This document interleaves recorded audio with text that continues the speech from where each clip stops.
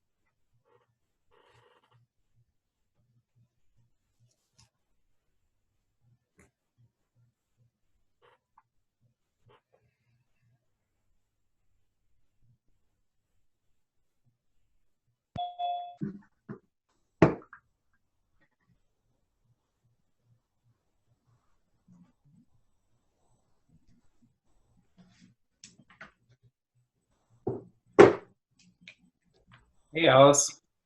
Hi, how are you? Nice to see Good. you. Good to see you too. Are you out here in the Dalles or are you down? I forget where else you said you were staying. I'm in the Dalles. Okay.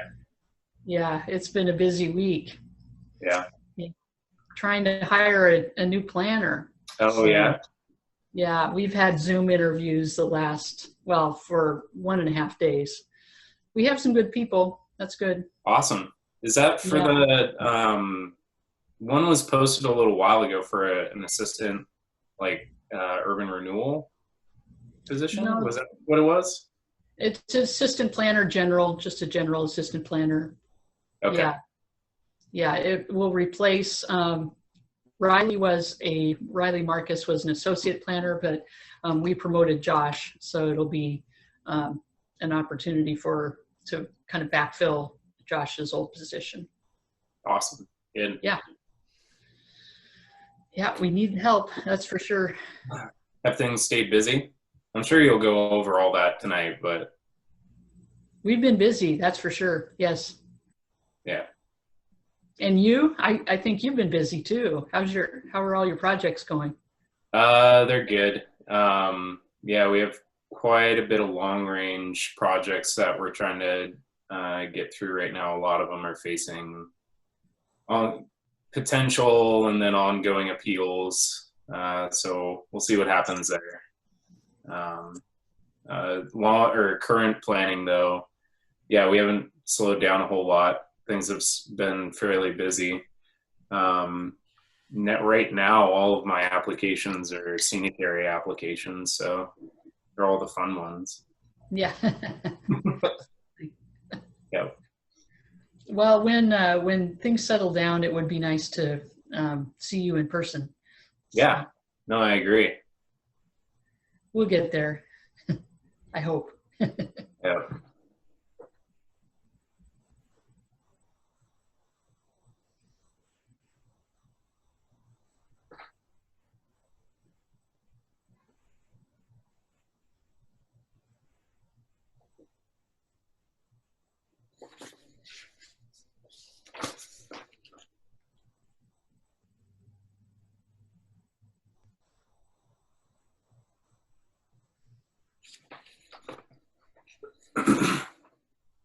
Do you normally have you normally gotten a script on work session type meetings, or only when you have a public hearing?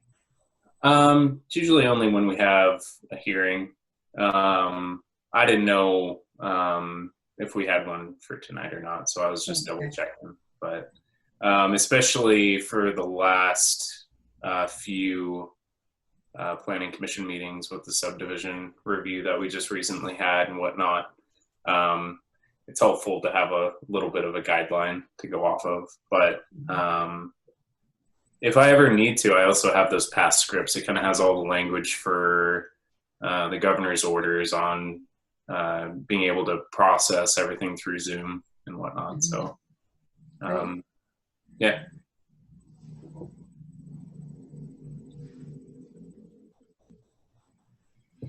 Let's see, we have the mayor on here too. How's it going, Rich?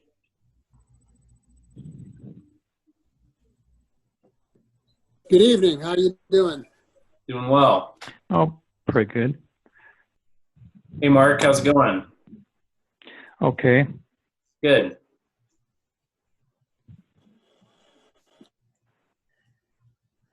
Okay, and you're gonna have to remind me, Alan, are you our newer member? Yes. Yep, that's Okay. right. Okay.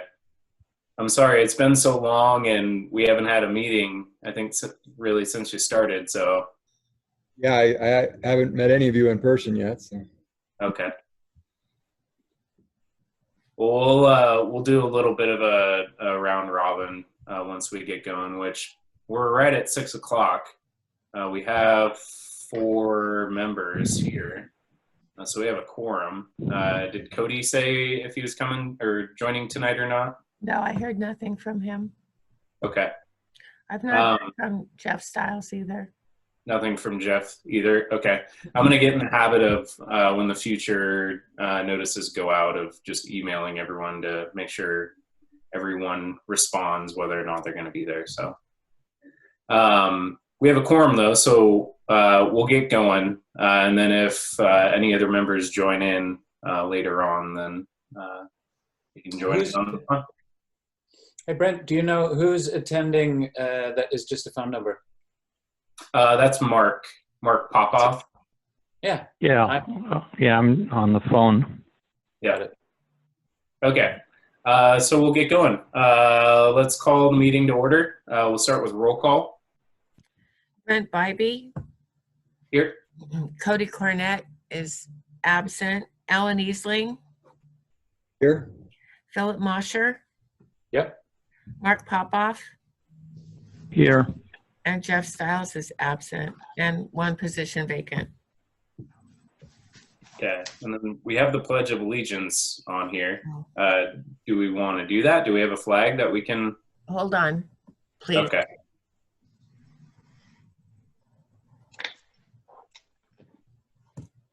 This is a little hokey. My apologies. I like it.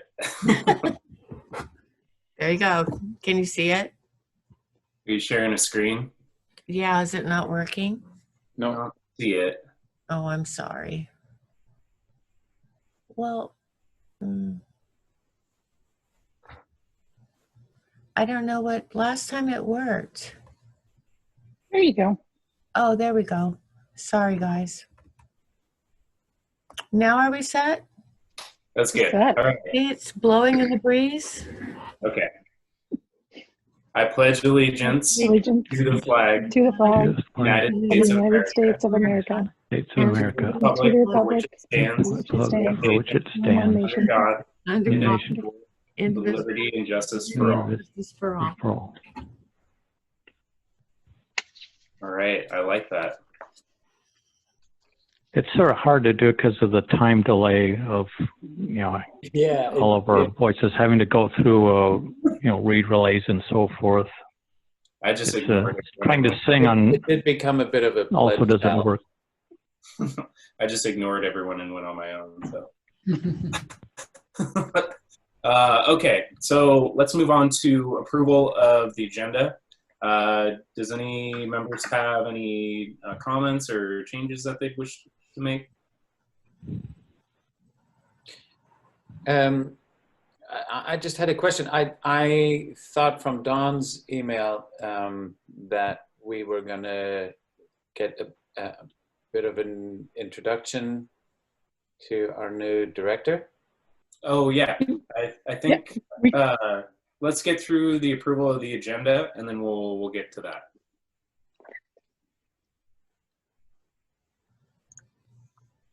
So we have nothing for the approval of the agenda. Would anyone like to make a motion? I'll make a motion that we approve the agenda. Okay, and I'll second it. And all those in favor, say aye and raise your hand. Aye. Aye. Is unanimous? Okay.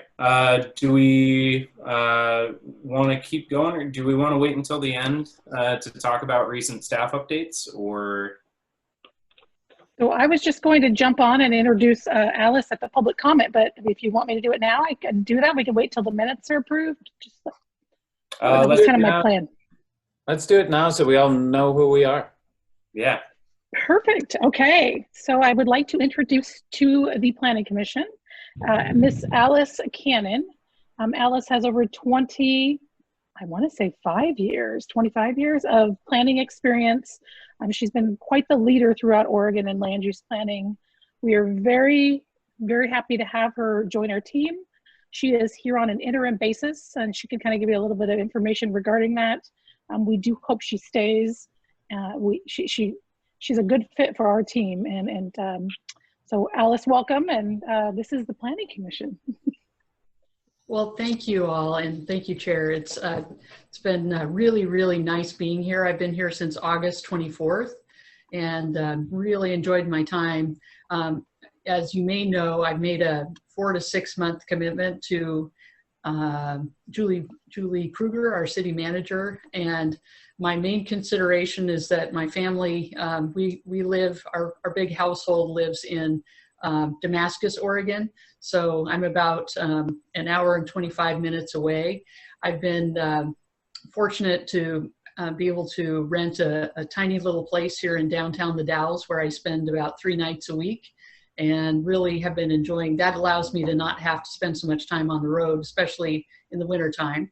And I've been enjoying it immensely. I really, really like the team, the staff team, and all the projects are just good so far. So we're very busy, but I'm having a great time. So thank you for the warm welcome that I've received so far, and I really look forward to working with you in the time that I'm here. And I should probably know in a couple of months or so, maybe by the end of winter, if I'm going to be staying here permanently.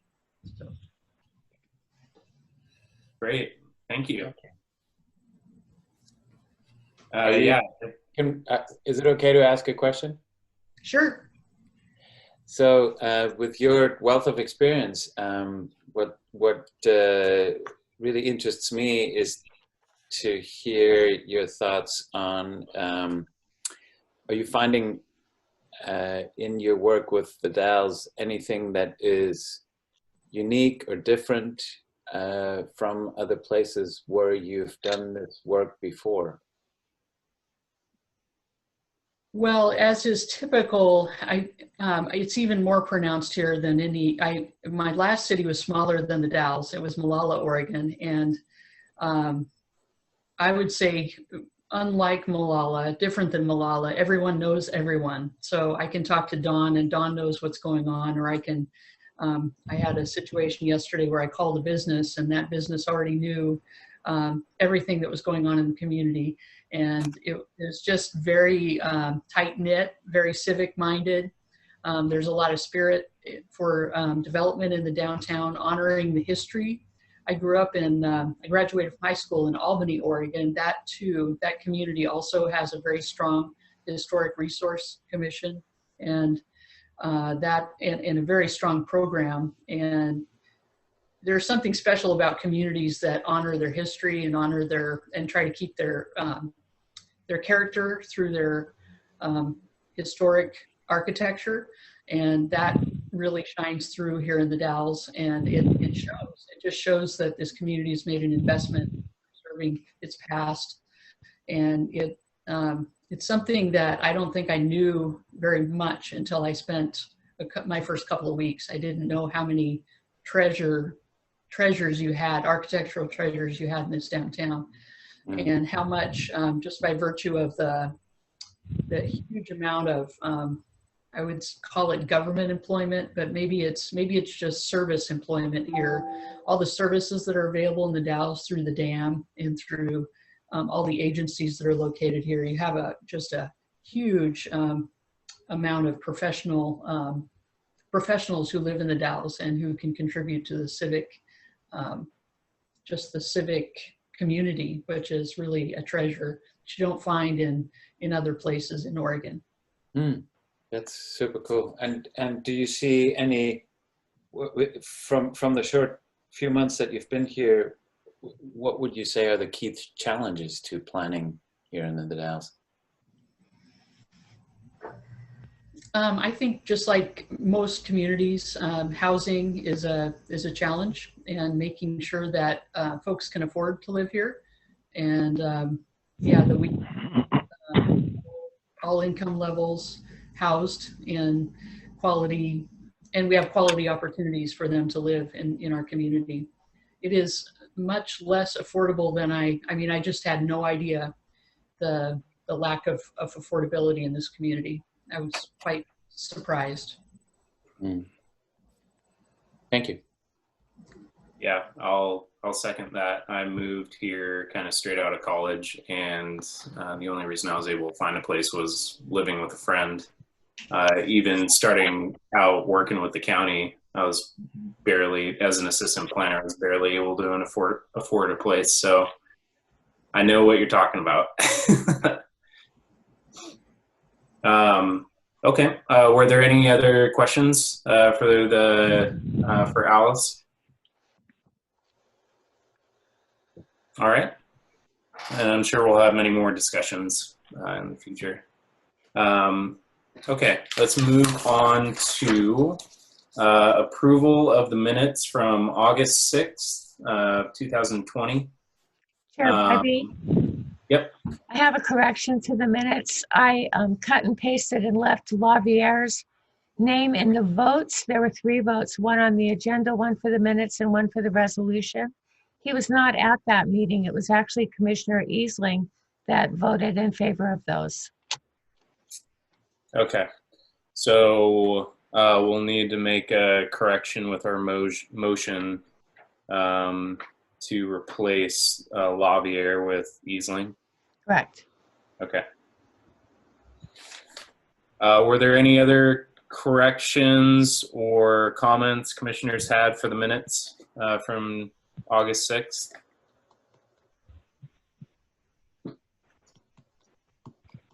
I'm surprised I didn't catch that one. It was so long ago, though.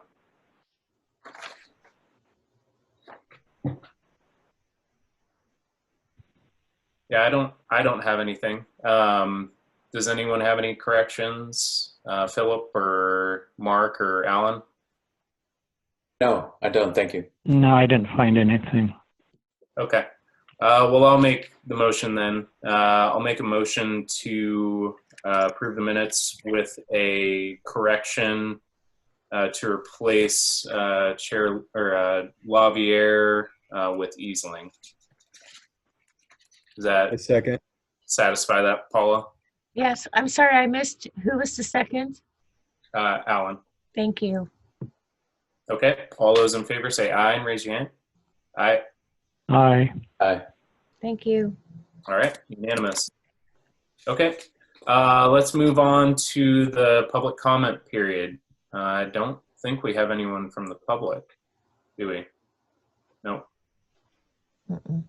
Okay, so we're just going to skip past that unless anyone has something they want to talk about. Okay, let's move into the discussion item for the employment of buildable land inventory. So Chair, we're going to do a tag team presentation this evening, and Dawn is going to be our project manager, the city's project manager for this project as we take it forward, in addition to another project we'll be talking about later. But for the purposes of tonight's presentation, we want to, I was not completely familiar with how much discussion you've had here at the commission level about this employment buildable land inventory. So you may have already heard some of this. And if that's the case, I apologize, but it can't hurt to talk about it again. It's good information. And then we'll be, Dawn and I will be talking to you about some of the recent conversations that have happened at council, most recently on September 3rd. And And so with that, I want to allow our consultant who put together this inventory to summarize the presentation he made at the city council meeting. There was a joint city council, Port of the Dalles, and the county commissioners all met jointly September 3rd at lunchtime. And so Matt's going to give you a summary much like he did that night. And then at the end, Don and I will queue up some discussion for you this evening. So with that, I'll turn it over to our consultant from Angelo Planning Group, Matt Hasty. Howdy, Matt Hasty, Angelo Planning Group. Thanks for having me with you on the screen tonight. So I will run through kind of a PowerPoint presentation on this, as Alice said, similar to what I did at that joint meeting of the city, the port, and the county. So I'm going to start sharing my screen. That'll work fine.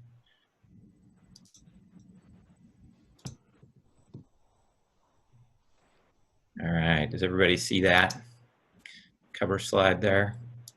Yep. Cool, okay.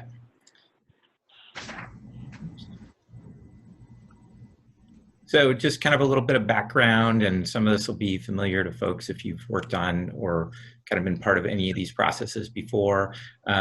So this is about an inventory of employment lands in the city of the Dalles.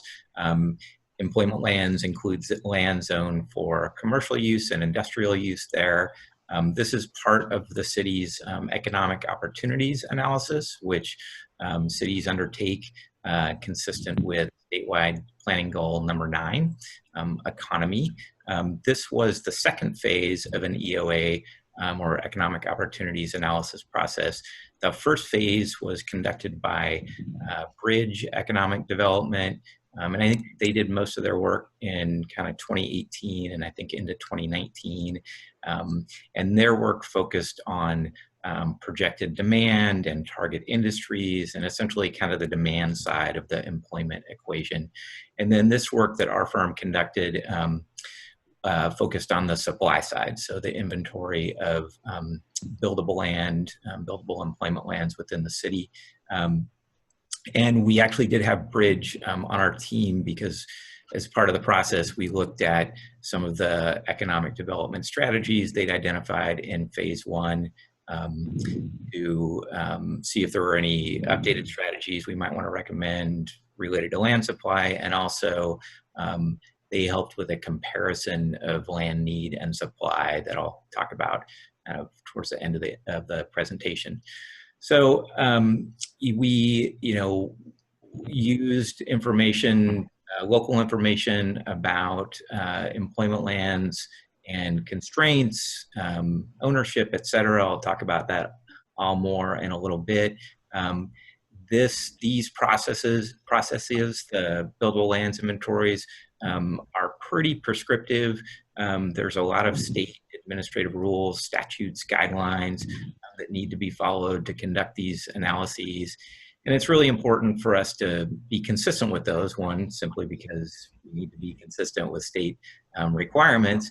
But two, these types of things, particularly if they are used or if they inform processes related to a future urban growth boundary expansion, can be the sources of appeals by third parties. And it's always our goal to avoid anybody being able to successfully appeal something like this. So it's important from that perspective as well to make sure that we're doing things that are consistent with state rules and guidelines.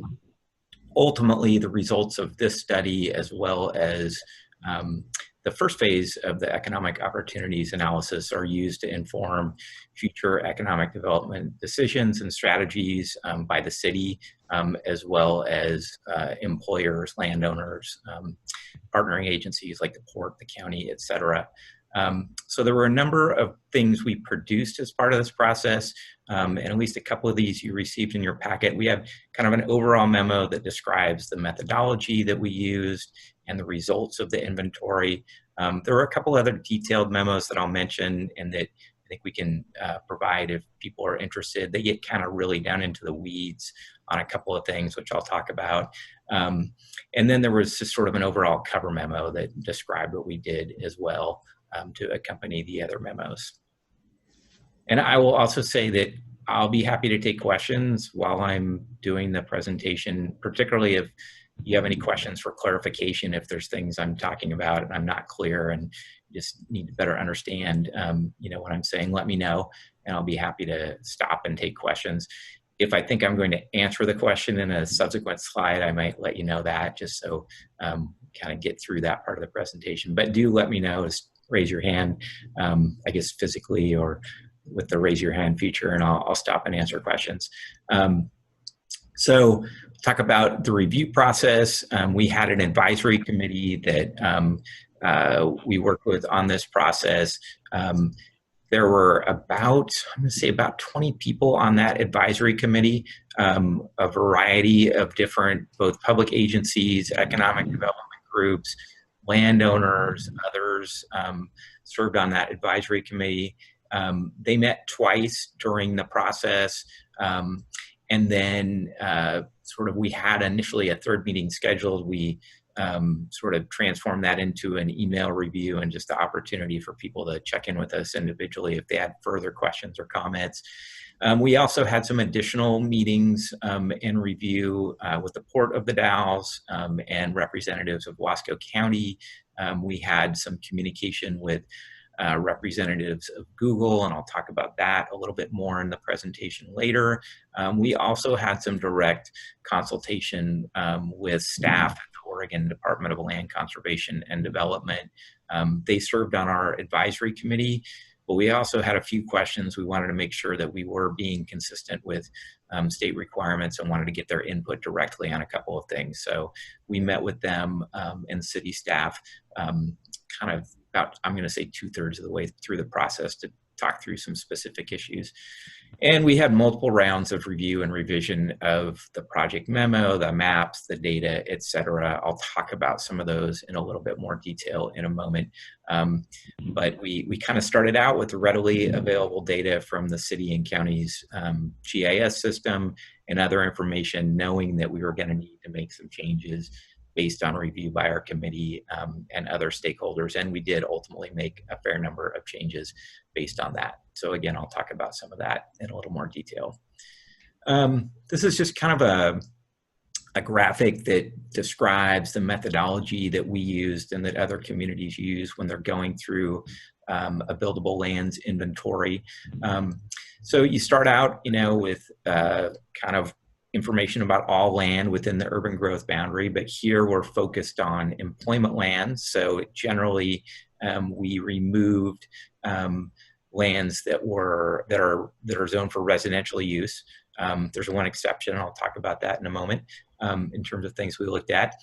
We also remove land that we say or that we know is committed to non-employment uses, to generally public facilities, so things like water treatment plants or wastewater treatment plants or railroad right-of-ways or things like that. They get kind of pulled out of the inventory because they're committed to those non-employment uses, even if they are zoned for employment use.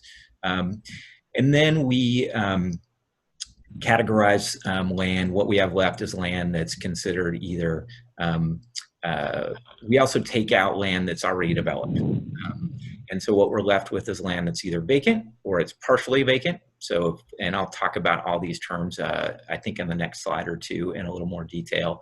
But we end up with those, and then we take out land which may be entire properties or it may be portions of properties that are constrained by various typically natural resource constraints or other constraints. In this case, there's a property in town that's has environmental contamination. That was identified as a constraint, and that property, the land in that property came out of the inventory as well. And then we deduct a certain amount of land on particularly larger properties that would be needed to build roads or utilities to serve those properties. And the amount of land we deduct kind of depends on the size of the property and on average how much land would be needed for that. So what we end up with then at the end is this net buildable acres. So that's the supply of employment lands that has the capacity for new employment in the future.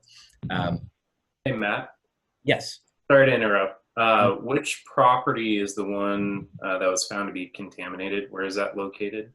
It's the Lockheed Martin property. I'll show you that property on a map in a moment. I've got a number of properties that I'll kind of point out on maps that where we had a fair bit of discussion about them, and or they were kind of unique in respects like that. Yeah, but that's the one. Thank you. If you would recognize it because it has a big mound of dirt on it. It's quite large. And that's on a portion of the property, but then there's other portions of the property that don't have the mounds of dirt, but are also, were also identified as constrained. Yeah. So we end up with these net buildable acres. Now there are some types of constraints that are, I mean, they are real constraints to future development or use, but that we cannot use to take a property out of the inventory based on the state's framework and guidelines for how these inventories are conducted. So those could be lands that are subject to conditions that make them more expensive to develop. They could be property where somebody owns it, they don't really want to sell it. So that's going to be a constraint to development. Or there could be other kind of market conditions that drive the kind of short-term feasibility of development. But we're not allowed to just kind of take those properties out of the inventory to consider them not developable within a 20-year planning period, because that's the period that we're looking at when we're doing these inventories. But you know, those are excuse me, this is Mark here. Would that also include wetland areas? Wetlands would come out under the constrained category of lands. So constraints are going to include wetlands, floodplains, certain types of areas subject to natural hazards, depending on kind of what your city's development code says about the ability to develop them, steep slopes. So wetlands are going to come out. The portion of the property that's covered by a wetland that's either in the city's inventory or has been delineated by a property owner, that those are going to come out of the inventory and be assumed as not developable in that 20-year period. Yeah, good question. But some of these other things, they're not going to be grounds for taking property out of the inventory, but they are things where you want to look at those things and identify strategies to try to address or overcome some of those issues during, again, this planning period, this 20-year planning period, as you kind of move forward and encourage economic development in the community. So next thing, I'll just talk about these definitions a little bit more, some of these terms I've been using. So again, we can take developed properties out of the inventory. Those are properties that include improvements, and there's little to no additional capacity for further development on those sites.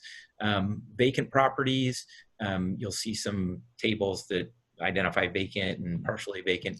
Vacant, basically minimal to no physical improvements. Partially vacant are properties that maybe have buildings, structures, other improvements, but a portion of the property is vacant and has some capacity for additional future development for employment uses. I talked about committed properties earlier, that they're committed typically for non-employment uses. And I'll talk about sort of another type of property that people might think about as committed, but we don't define them that way. Do that in a couple slides. And then I talked about constrained properties. And these properties may be completely constrained, or portions of them are constrained by wetlands, steep slopes, etc. And in that case, you'll see the property on a map as vacant or partially vacant, but a portion of the acreage has been taken out of the inventory that reflects the constrained portions of the property. So, as I said, there were a number of changes that we made to the inventory as we went through this process. We went through some different iterations or kind of subsequent iterations of the memo and the map. So I talked about the Lockheed Martin site. You'll see that on a map in a moment. There were some port-owned sites that initially we'd identified as vacant or buildable that ultimately got removed because of constraints on them. And so there were a couple that were, I think, had trail corridors or wetlands or floodplains that got removed.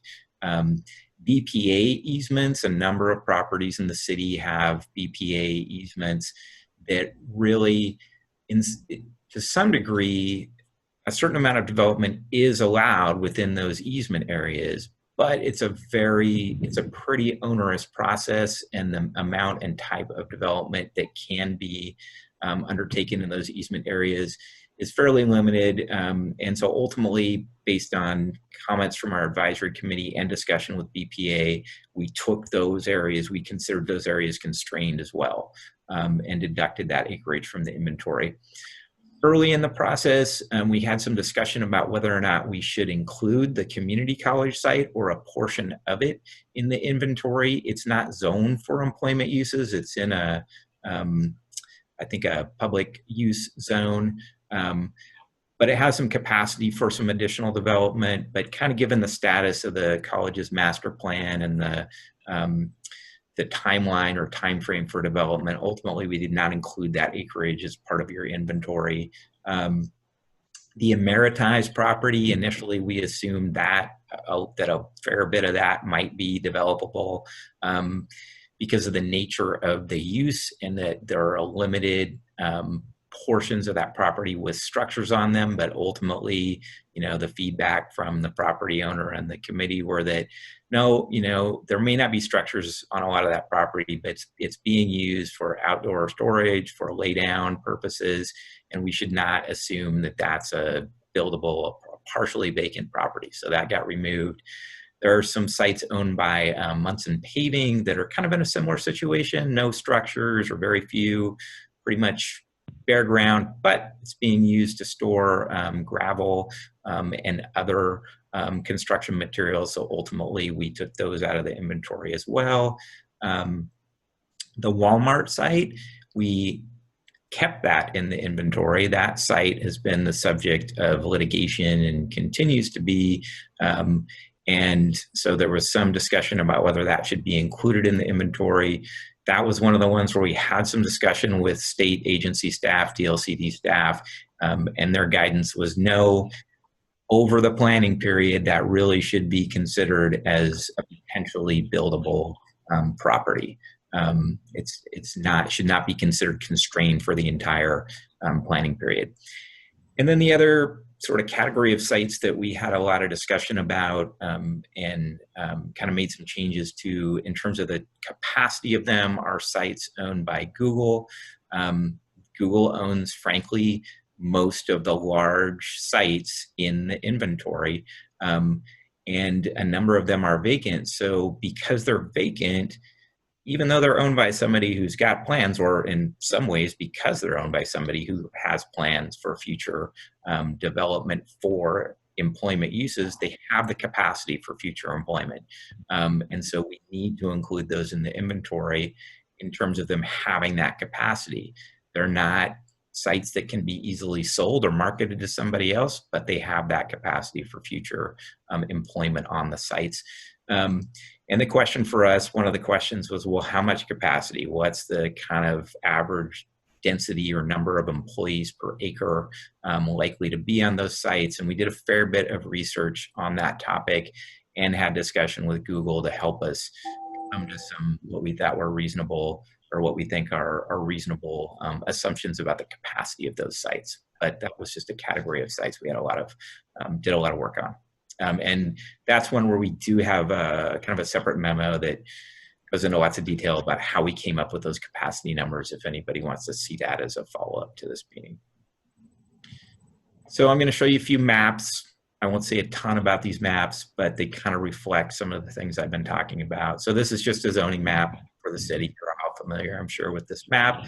And the point of it is simply that the areas that have employment designations, those were the subject of the inventory. The residentially zoned land was not. This is a map that shows some of those constraints I talked about. And in the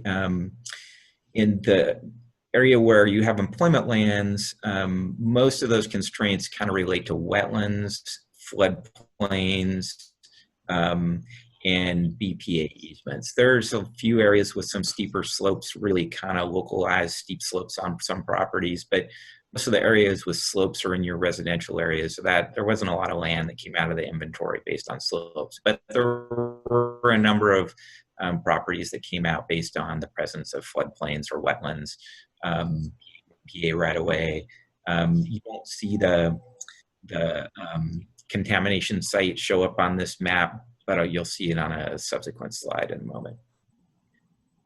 This is the map that shows the results of the inventory in terms of the properties that we identified as vacant, partially vacant, developed, or committed.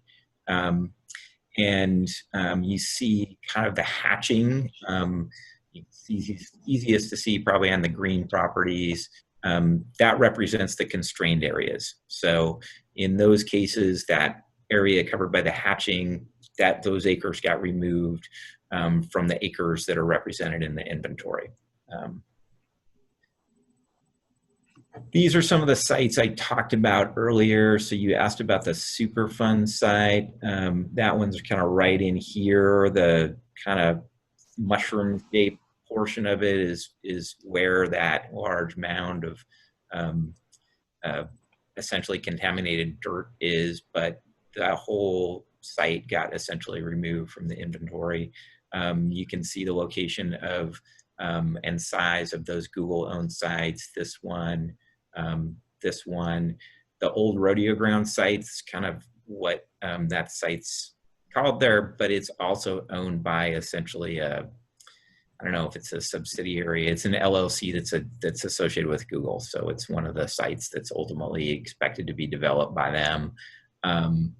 And then the Walmart site is this one. I have a comment. This is Mark again. I have a comment about the old rodeo site. From what I've been told, that was also the site of the former city dump. So you'd be pretty limited in what you could build on it. You couldn't put any structures on it anyway. It could still be used for a parking lot or a lay down yard or some such thing as that. But because of methane coming off of the old dump, you can't put a building over it or any sort of enclosed space that could trap the gas. Appreciate that comment. I think that is not something I was previously aware of. I don't know, Don, do you have any comments on that? So there has been a history, or at least some documents that stated it was the city dump, but I think that I think it was like in the parking area of the old aluminum plant property. Dale, are you familiar with any information on the location, or? I don't specifically know what the whole boundary was, but I do believe that it was up closer to where the parking lot is for the entrance off of River Road, up in that area, not so much down in the flat land where the old golf course was and stuff. I don't believe. I think it's just mainly up there in what was the old parking area for the rodeo ground. And Matt, I also believe that that was over 50 years ago. I'm not sure if it had any type of mitigation and or if it was released for development. So that's something, I guess, I'm not sure who to even contact regarding. Yeah, and my understanding is that there are plans to develop it. That was one of the conversations we had as part of this process. So, that's what I know about it. If that's something we need to look into further, we can do that. But, my understanding is that there are plans for ultimately future development of that. And given that, we assumed it's got the capacity for future employment use in the inventory. But I appreciate the comment. I believe that is correct. And I know there's been a lot of development, especially with brownfields, where there was a conference that we were at a little while ago, Dawn, where they were talking about brownfield development, where they actually built a high school football field on top of a dump. So I think there's been a lot of, if that is the case there, it probably wouldn't be a complete loss. So that's good to hear that there's still a lot of developable land there. And we do currently have a project with some brownfields that we have located in the Dalles. And Dale, are those concentrated to the downtown core area, or does that include industrial lands also? I believe it's mainly in the urban renewal district. Okay. All right. I have a question, Matt. On the area that's between I-84 and Taylor Lakes Road on your map, it says Google Sites 2. Yeah, I've been involved in quite a bit of the construction that's gone on down there in recent years. And some of that area, just given the geology, it could be very expensive to develop just with the rock that's there. Is that taken into account at all with your constraints of constructability or geotechnical issues? It's not taken into account in terms of being able to just take that land out of the inventory. It's a thing we acknowledge that some of the land in the inventory is going to be more expensive to develop. That was one of the things I kind of mentioned up front, that there are certain reasons we can deduct land from the inventory based on those state guidelines, and there are other things that have to do with cost of development that we're not able or allowed by state guidelines to just take those properties out of the inventory. So we did not take land out of the inventory because of the presence of, a lot of basalt or other rock that makes it, more difficult or more expensive to develop. There are some properties where if they were kind of steeply sloped and very narrow, really limited development potential, then they came out of the inventory. I don't know that any of those are the areas you're talking about, but that's kind of how we ended up handling those. Yeah. So, and just, I'm going to add a little. So Alan, we also had a discussion, or a pretty heavy discussion, regarding the Superfund site that Matt has indicated on this map. And over the years I've been here at the city, I've talked with Lockheed Martin, and they have discussed, the potential of, there'll be at some time in the future where, right now it doesn't seem feasible to develop, but that always could change, and they could have some technologies that allow them to do the cleanup of that and, have a viable building site at some future date.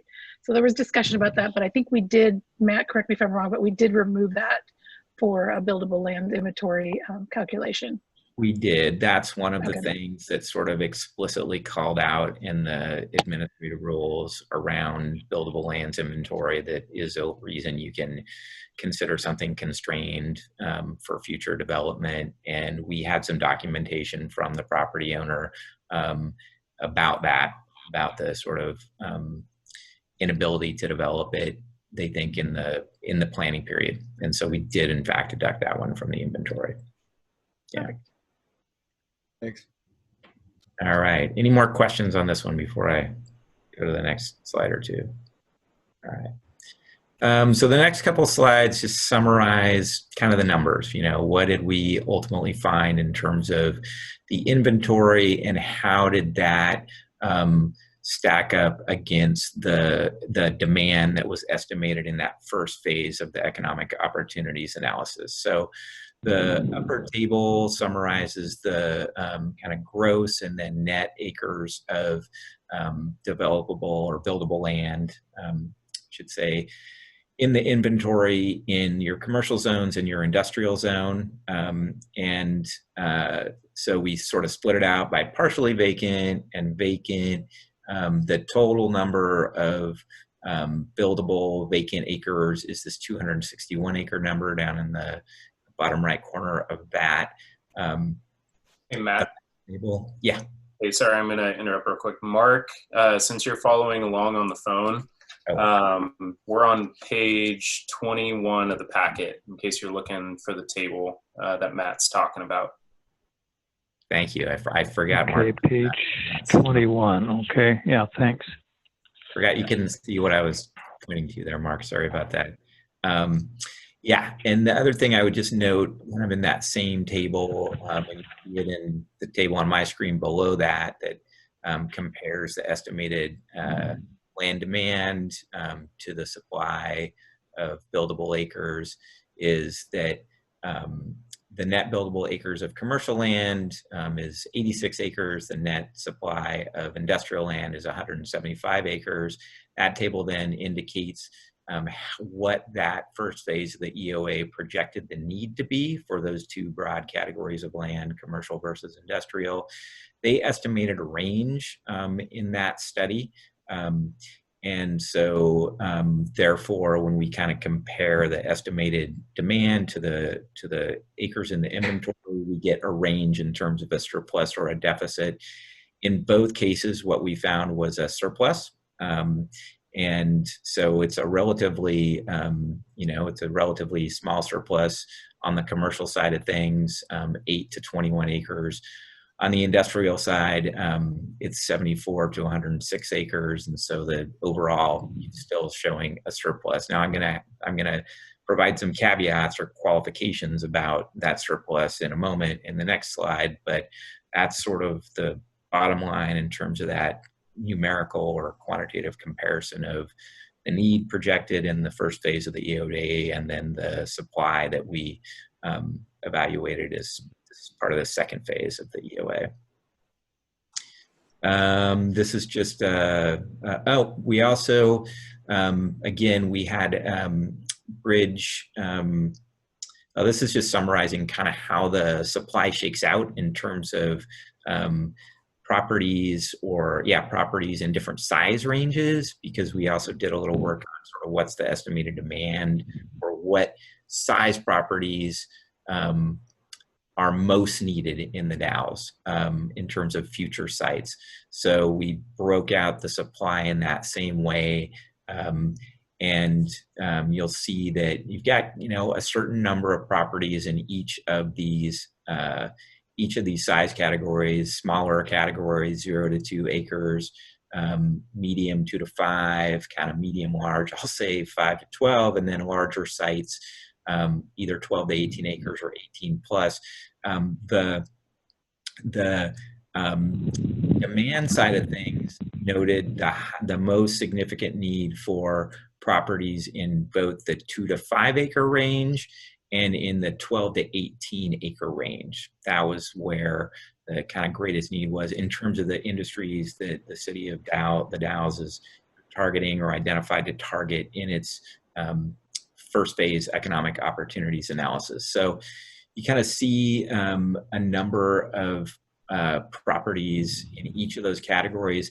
There's a couple of asterisks here next to the number of sites in the 12 to 18 and 18 plus acre categories. And that's indicating that those sites are owned by Google. So the large sites, kind of all of the large sites in the inventory are owned by them or some kind of related LLC. And what that means is you have a supply of those sites, but they're owned by somebody who plans to develop them. So what you don't have are some of those larger sites that can be marketed to other users. And that's then one of the kind of takeaways that we found from this analysis. So I'm just going to kind of run through some of the highlights of the findings or the takeaways. One, the analysis was consistent with state requirements. We made sure that that was the case as we went through this. Again, it's important, and we don't want you to get appealed, or if somebody does appeal, we don't want them to be successful in their attempt to appeal. The inventory does indicate a surplus of employment land, but with some caveats. Because it indicates a surplus of employment land, it does not give you sort of the justification to or the basis for expanding your UGB at this time. I think we're going to have some more discussion about sort of the implications of that towards the end of the discussion. It may be possible to document an unmet need for a specific use outside of this effort. So cities are able to expand their urban growth boundaries in a couple of different situations. One, if they can show that they have a deficit of land available to meet overall 20-year needs for either housing or for employment uses.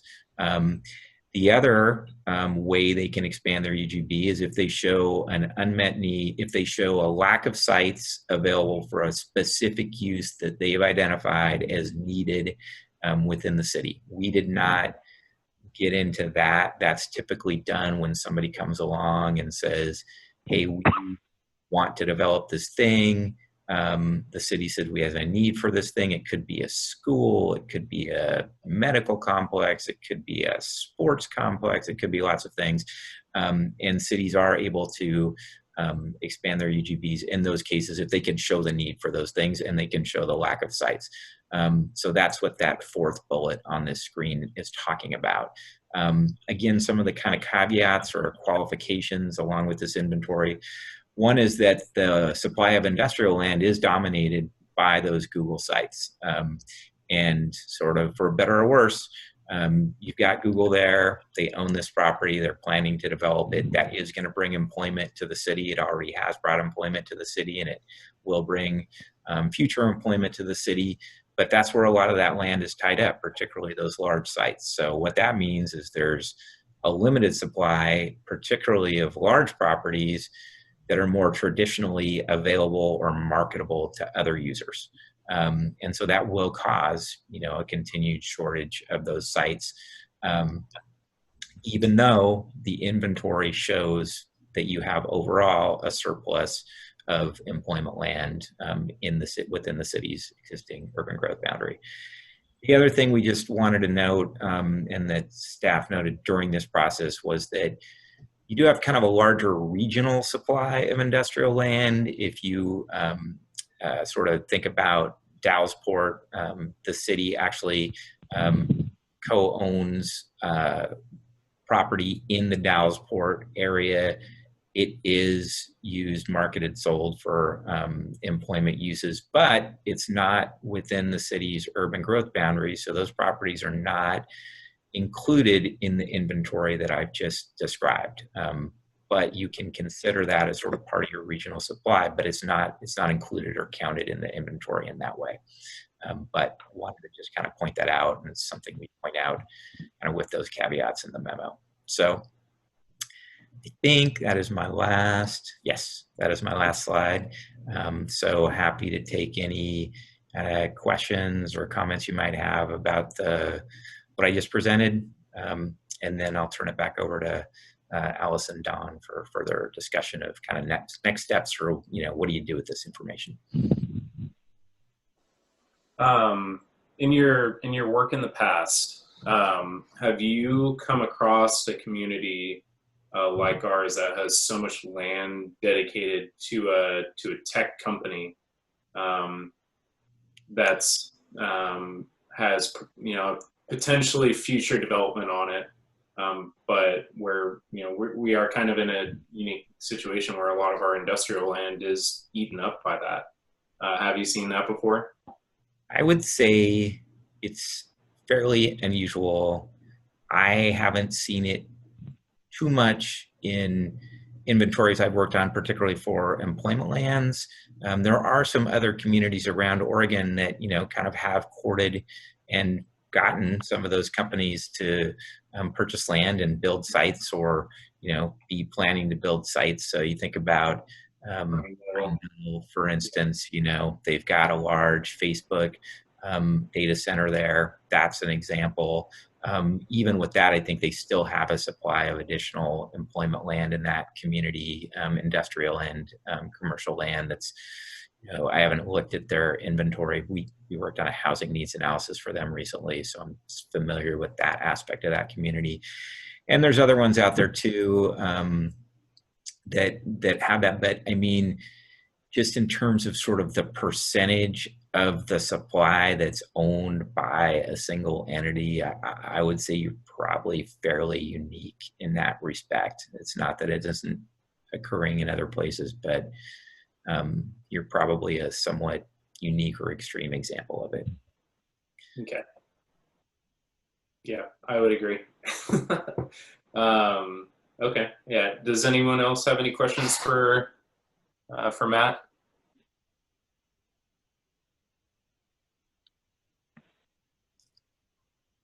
All right. Well, then I will Yeah, turn I it was over going to. to say, I really appreciate all your efforts. This was a very detailed report. It sounds like Rich, do you have a Yeah, question? is it okay? Is it okay if I ask a question? Thanks. Yeah. Yeah. On your fourth bullet point, it may be possible to document an unmet need for a specific use. I've never applied for an urban growth boundary expansion, but I understand that it's a very lengthy process. Were we to get, say, an industrial commercial use developer who's interested in a site that might be outside our urban growth boundary, and it's something that our community would welcome with open arms, are we supposed to tell this person we have to go through a lengthy process of expanding our urban growth boundary and expect them to wait around for 2 years, if that's how long it takes?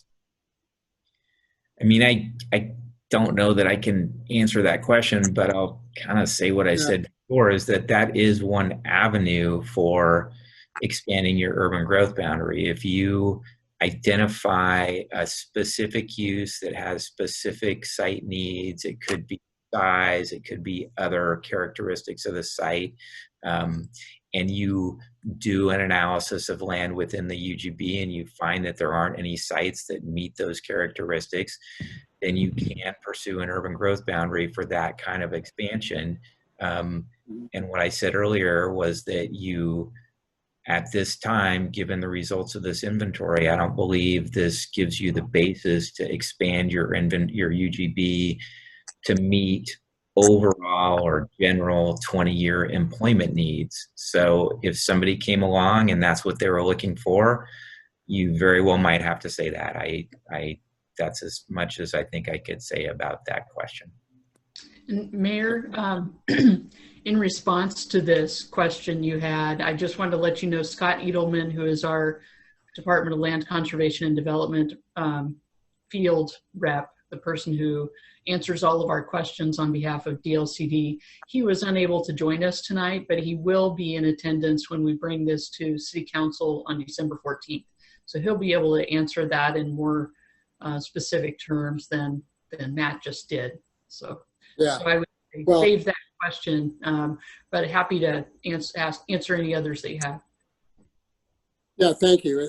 I sat in on, as you know, Matt, I sat in on both of those committee meetings, and this is the first time I've seen this bullet point, and I really appreciate seeing it because I would be concerned that, if there's a time factor with any prospective developer that would require us to expand our urban growth boundary, I was wondering how DLCD might look on that. So this is good information, and I appreciate all the work you've done on this. I think you've done a good job, and I appreciate the staff's work too. Thank you.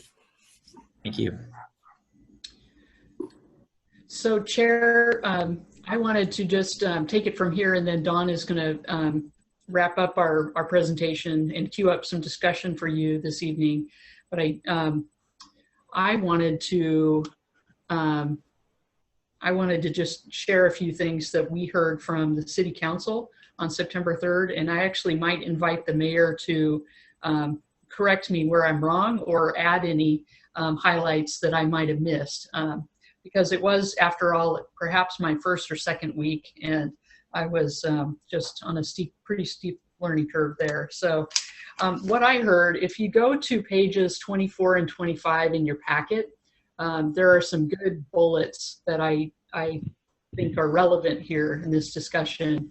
And they cover a lot of ground that Matt's already covered. But what I will tell you, one of the areas that the council was most concerned about was just the notion that if you look at the second bullet on page 25 of the packet, which is the last page of the packet, it talks about, says a significant percentage of land, particularly the larger sites, are owned and planned for future use and development by Google.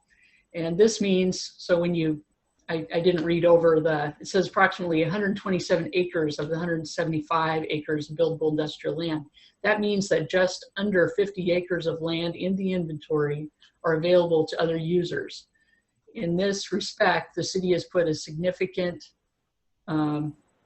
amount of its available industrial land in one landowner basket, with a much smaller relative supply available to others. So that's the crux of the problem that we heard from council. They were quite concerned about that, and enough that they asked Matt to include some additional notes in an updated copy of the report. So, so that was added, and a few other very small wordsmithing, removing the word theoretical and so forth. So what I would just say about this is the concern that staff shares this concern. I think if we look at the history of the DAOs, and I have been around here the least amount of time, what we found, the problem we found ourselves in a few years ago was that we had relied heavily on one industry, the aluminum plant, I guess, to supply a significant amount of our employment to the city. And when it went away, so did the economy. You know, it just became really unstable place for a period of time. And I think the concern that I would articulate, and I know that council feels, is just that, are we doing it again? Are we doing it again in setting ourselves up with so much land being held by one user? So with that in mind, what we want to do tonight with Dawn's help is really queue up some discussion for you about options for next steps. I want to emphasize that we chose voluntarily to do this inventory. It wasn't something the state was making us do, as they do in other communities sometimes. It comes up in the old school way was periodic review, where we'd have to update our comprehensive plan from time to time. The state's requirements have changed a bit over the years, but we took this on voluntarily. So we don't have to adopt it, so that we have some options moving forward, and we're going to outline those for you. Dawn will in a minute, and then what we want to do is collect your comments and share them when we give a similar presentation to City Council on December 14th. So our hope is to get your good advice, your good feedback, share that with City Council to aid in their conversation in about a month. So with that, I'll turn it over to Dawn. Thanks, Alice. So as provided in the little memo or staff report that I provided to the Planning Commission, staff has discussed options for moving forward, and basically we've determined that there are 3 options that the Planning Commission should actually consider regarding this report. So in terms of possible options, number 1 would be put this employment opportunities analysis and buildable lands inventory and adoption basically on hold for 2 years, or 1 to 2 years, but that would then potentially allow for the development of that large parcel of land that Matt identified in his report as the large user. The second option would be adopting the employment opportunity analysis and buildable lands inventory, but not actually implementing that into our comprehensive plan at this time. So that basically would just be that we're adopting it. We would not do a comprehensive plan amendment and make that modification to our code in terms of implementing that. And then the third option would be to not adopt the employment opportunity analysis or the buildable lands inventory document. So basically what that would be is we would put it on the shelf, it'd be done. Staff's recommendation, as mentioned in the staff report, is that we actually put it on hold for 1 to 2 years. And what that would do would obviously allow us to monitor the development over the next couple of years in the event industrial parcels are able to continue to develop. And then basically we would do an update on that, and then we provide or adopt an identified comprehensive plan amendment at that time if obviously our changes were made and the inventories did change drastically. So we're kind of looking for some discussion and or direction from the Planning Commission as to which of those 3 options that make sense, and if you do agree with staff's recommendation or if there is another option that you'd prefer. I have a question. This is Mark. Is there anything we could do to encourage Google to part with some of the land that they have tied up? Now, I can understand they're willing to have, a sizable amount of land in reserve, but having 3/4 of the available land tied up with this one company, it probably won't be using it for possibly 30 years. It seems that's really, tying us up. Has anyone talked to Google about possibly selling off 50 acres or something?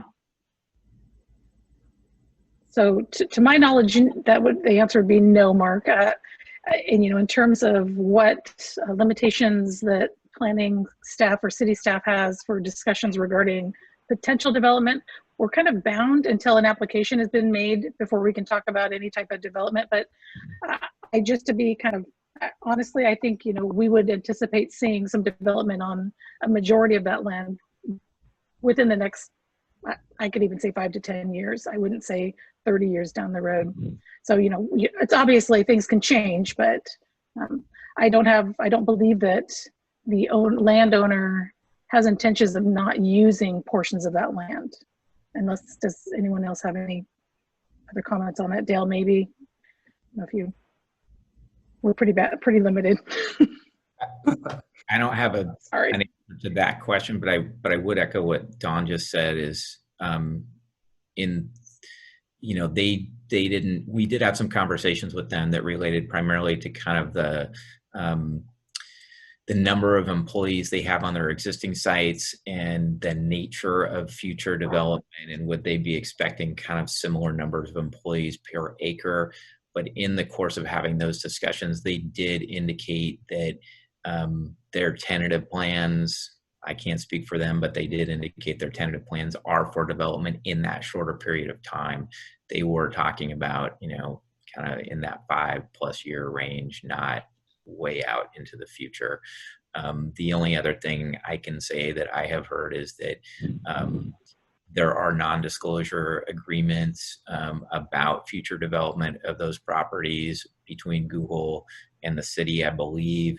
And so really, when we asked some of the questions about development of those sites, one of the things we heard was that those non-disclosure agreements prevent the city from saying anything, or Google from saying anything more definitive about how and when those sites are expected to be developed. And I could see that being a let's say, obstacle or challenge to what you just described, Mark. But that's not an answer to your question. It's just what little bit of information I gathered, during our work on the inventory and some discussions with them. How many employees do they currently have in their employ? I would have to, I'm going to open up the document where I've got some of that information. It's not a super straightforward answer because they have a certain number of direct employees. So they are employees of Google on those sites. This is on the sites that they currently operate. Then they have additional employees who are essentially subcontractors, but who are essentially employed full-time on those sites. So there are a number of companies that do maintenance of their facilities, whether they're plumbers or electricians or HVAC people or security workers who they are not direct employees of Google, but they work on those sites, not 24/7, but full-time. And then they have other employees, or they have other folks that they contract with who work on those sites less than full-time, but are essentially being paid by Google to come and work on their sites a certain percentage at a time. So I do have those numbers somewhere. I can kind of try to look them up, but it's not just hey, they have 500 employees and that's all kind of we need to know. But we did use that information as we were looking at what we were assuming in terms of capacity of those sites relative to other sites in the city in terms of employment kind of density or capacity. So I'll look at my. That's okay. I think the main, was it through the study were we able to discern how many of those employees are actually living in the community, or is that kind of is that not an attainable? We did not. We didn't do any kind of assessment of that. Yeah, that I don't know. Yeah, I think I think, honestly, I think we're at the point where it's not and Mark, to kind of touch on your topic of asking them if they're willing to sell their land, I think we're at a point where we're in cleanup mode now. It's, we've let this company come into the community. They've bought up a bunch of land, and whether or not they have plans to develop it in the near future or not, those lands are held up, and we don't really have the ability to force them to sell their land. So I think now, and I like the idea of holding off on making a decision on this until we've done a little bit more of a study and figured out some strategies moving forward, because I think that's essentially what it's going to take. We're going to have to figure out strategies on how we're going to either make land available, whether it be more land or gain back some land. I really don't know at this point. So do any of the other commissioners have any discussion items? Yeah, I do. I'm not sure that so the decision that's recommended is easy to understand. Hold off and let's see what happens, and monitor the situation. The other two options, I'm not really sure that I fully understand what they mean. So adopting the plan or not adopting the plan, what does that actually mean in terms of what would we do?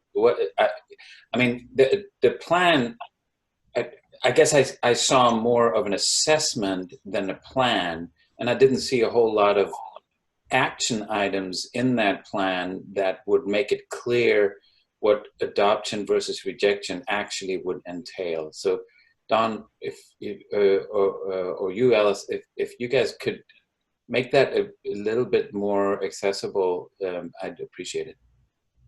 Well, let me chime in a bit here. When you adopt, and this would be really nice to have the DLCD representative here, but in order to have the document what's the word? In order to use the results of the document, that's what I'm coming down to. As you're developing findings for land use, and be able to use it in any, unless you'd like to, in any meaningful way, you have to be able to, you have to have it adopted as part of, by the city, as part of your comprehensive plan. And if you don't, then you can't use the results of it. So there are kind of two steps. One, it can be adopted and you can use the results, but you can wait a little bit before you incorporate all those numbers into your comprehensive plan. If you look at our comprehensive plan, it is quite dated. It has old numbers that relate to land inventories that were done many, many years ago. So not only do we have to adopt the plan, this new inventory, but we have to adopt some significant changes to our comprehensive plan language and policies to reflect the results. So what you're seeing in the other two options, one is let's just shelve it all together and basically we're going to reject it. We're not going to use this again, you know. So then the other one, what's the other one? The other one is hold off for a couple of years. Hold off for a couple of years.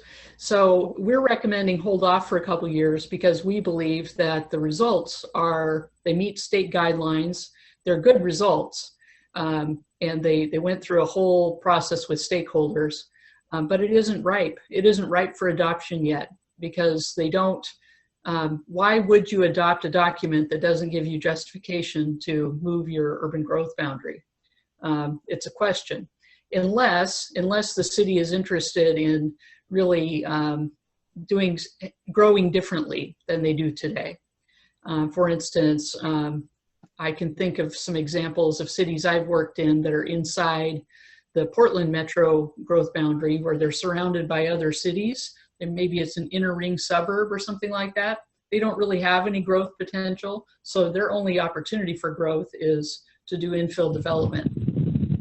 I'm not hearing, I think maybe there might be some interest to do more efficient development here in the Dalles, But that isn't the clamor here. I think the concern that's been expressed is we have a lot of land. Our larger industrial sites are owned by one user.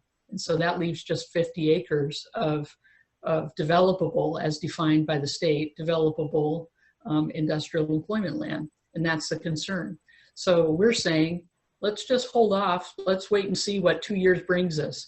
Maybe that big company that starts with a G will have developed some of its sites and we'll have some different results, and we'll bring it back here and continue this conversation at that time. Is that making sense? The other options to me don't make a lot of sense. That's probably what you were asking. What would those bring us? One would just say, we don't want to do this. We're rejecting the whole study. And we don't want to pursue it anymore. And we might even question the data. That would be one option. And then another option would be to adopt it and to make the changes to the comprehensive plan that I mentioned. So I totally, go ahead. I totally agree with you that just rejecting it and not using this paid for and valuable information doesn't make any sense at all. I mean, that to me is a clear no. Now, if I understood you right, the option 2 is to say, yes, this is valuable information, we will use it. And so the detail that I'm not totally clear on is, but that doesn't necessarily mean that we have to act on it. We can use it, we can adopt it as input, but that in itself doesn't mean that we have to make any kind of decision on it. So I guess I'm not quite understanding the difference between the let's see what happens for the next 2 years and the let's see what happens for the next 2 years and still be able to use this valuable data. If this data does not compel us to make any decisions, why wouldn't we want to incorporate it and use it? That seems like, hey, there's this good information here. We should be working with that, unless it requires a decision. There is no decision required. This was not required by the state, so you have a lot of choices, and you made some compelling comments just now. That is an option available to the commission to recommend that to the city council. To say so the difference between let's wait for a couple of years and let's adopt it is that if we say let's wait for a couple of years but we don't adopt it, we officially can't really use the information we just got as argumentation for anything. Is that correct? That's correct. Huh. But the only thing we would use it, what could we use that data for other than trying to expand our UGB? Is that the only thing? Well, I guess that's just not directed towards staff.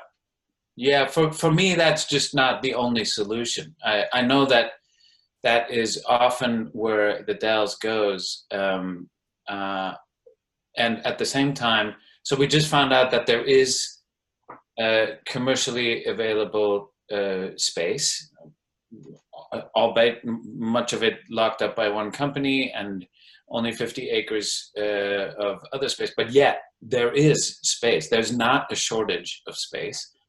If I have understood it right, we have also earlier found out that, and I know that's a completely different issue, but there is a lot of residential space for further density development within the urban growth boundaries.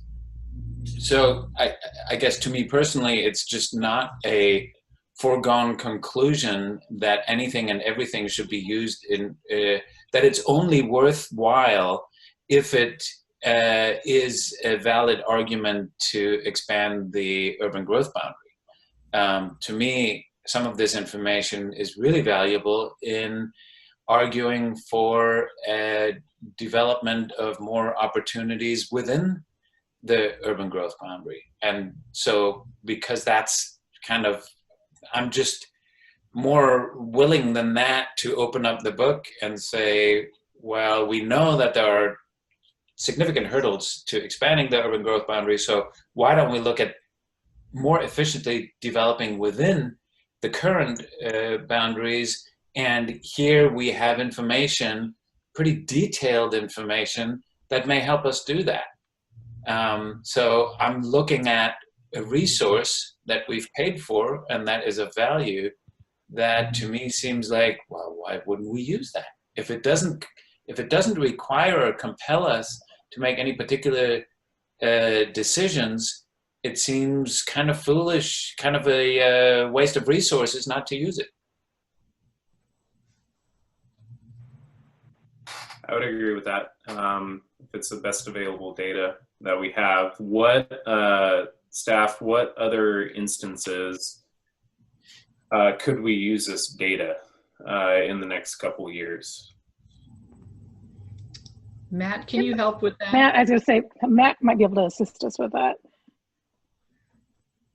I mean, I do think that there's a couple of things, I guess I might say. I mean, one, just the fact that the document does show that you have such a large portion of land owned by a single user might give you some impetus to just continue negotiating with that user to push for development of those sites sooner rather than later. I mean, you may not be able to compel them to sell them, but it does give you some ability to say, or at least information on which to say, hey, we'd love to see these develop sooner. So that's one. Two, I agree that it does sort of tell you, well, here's where you do have sites that are not owned by that single user and that could be developed in the next several years. And are there things that you can do, that the port can do, that the county can do, that anybody can do to kind of help generate resources or activity that encourages development on those sites. So, I mean, I think there's, some value in that. We did identify some strategies along those lines that could be included in that first phase of the EOA, the economic opportunities analysis. The consultant Bridge Economic Development prepared an economic development action plan, and it includes a whole variety of strategies related to growing employment of existing businesses, attracting new businesses, et cetera. And we did propose some potential additional actions or strategies related to land supply, like some of the things we've been talking about. So it would give you the basis to move forward potentially if you wanted to spend the resources on some of those things. I think the other thing is, if you're ever going to expand your urban growth boundary for any purpose, you are going to need to look at and demonstrate that you're using the land inside the boundary relatively efficiently. That's definitely a requirement related to residential land. You have to show that you're using the residential land you have efficiently before you can demonstrate the need for an expansion. And you kind of looked at opportunities, if there are any. You have to consider things. You don't have to do everything, but you have to at least show that you've kind of looked at these things and considered these things. So I think it gives you information on which to base some of those strategies to the extent you want to pursue them, or to the extent you want to devote resources towards pursuing them. It also does just kind of give you some updated information when somebody comes in and says they want to do something, and you need to look and see if it's consistent with the information in your comp plan, the policies in your comp plan, the research you've done on issues like this, instead of having to go back and rely on something that's 15 or more years old. So those are some quick thoughts from me. I'm not trying to convince you to do one thing or another, but those might be some reasons to think about in terms of how you might use this information. I think that thank you. I think that makes a ton of sense, and especially the information on the role that Google plays in the community, I think, is pretty much anything we can make more public in factual knowledge about the role that Google plays in this community is a good thing, because I mean, the rumors and misnomers and untruths and random opinions you hear about Google are just, go down Second Street and you can collect them in a big basket any day.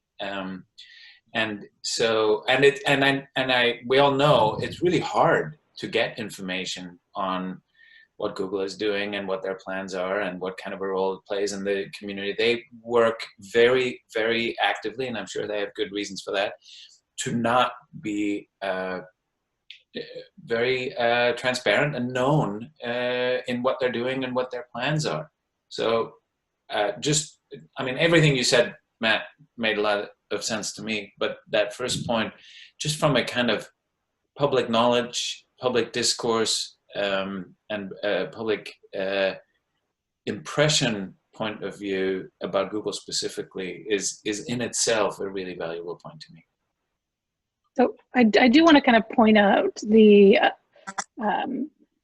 discussion that Matt had earlier regarding employment. I will say, and you notice Dale didn't come off of mute, we do have an agreement that, and you don't probably catch Dale and I using that word in our working environment, but the numbers that we did receive for them in terms of employment, I will say that staff was a little surprised at the numbers, and they were a lot higher than what we'd expected. So I don't know if Matt has been able to locate those numbers for the employment, but it was a lot. I mean, when we saw the numbers, I was completely surprised. Yeah, I did find that. And I think that's actually a really good example, because the conversation in the community is always, well, there's hardly anybody working there. So I will give you those numbers real quick, just because I did find that memo. So what they reported to us was a total of about 600 people working on their sites. So, but again, those are broken down into those categories that I mentioned. So 110 of those are full-time Google employees employed directly by Google. 250 of them are full-time on-site support staff. So those were the security guards, maintenance people, et cetera.